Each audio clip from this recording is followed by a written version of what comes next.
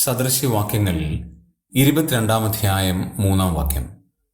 വിവേകമുള്ളവൻ അനർത്ഥം കണ്ട് ഒളിച്ചുകൊള്ളുന്നു, അല്പബുദ്ധികളോ നേരെ ചെന്ന് ഛേദപ്പെടുന്നു.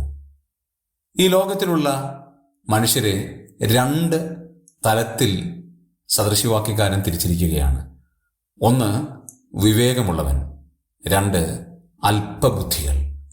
ഈ ലോകത്തിലുള്ള സകല മനുഷ്യരിലും ഈ രണ്ട് കാറ്റഗറിപ്പെട്ടവരാണ്. അവരുടെ രണ്ടുപേരുടെയും വ്യത്യസ്തമായ സ്വഭാവങ്ങൾ അവിടെ പറഞ്ഞിട്ടുണ്ട്.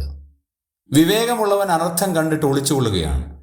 ഇവിടെ അനർത്ഥം എന്ന് പറയുന്ന കാര്യം ഈവിൾ എന്നൊരു പദം കൊണ്ടാണ് വിശേഷിപ്പിച്ചിരിക്കുന്നത്. അതായത് പാപം കാണുന്നവൻ അത് ഒളിച്ചുകൊള്ളുകയാണ്, പാപത്തിൽ നിന്ന് ഒളിച്ചോടി രക്ഷപ്പെടുകയാണ്, നേരെ ചെന്ന് ഛേദപ്പെടുന്നില്ല. പാപം എൻ്റെ മുമ്പിലുള്ളപ്പോൾ ആ പാപത്തെ ഒഴിഞ്ഞു പോകുവാനുള്ള ശ്രമം നടത്തുന്നവനാണ് വിവേകമുള്ളവൻ. എന്നാൽ അല്പബുദ്ധി എന്താണ് ചെയ്യുന്നത്? ആ പാപത്തിലേക്ക്, ആ തെറ്റിലേക്ക് നേരെ ചെന്ന് അകപ്പെടുകയാണ്. അതിൻ്റെ പരിണിത ഫലങ്ങളോ അതിനുണ്ടാകാൻ പോകുന്ന വിഷമസന്ധികളോ ഒന്നും ഗ്രഹിക്കുന്നില്ല എന്നുള്ളത് എത്ര പരാജയത്തിൻ്റെ കാരണമാണ്.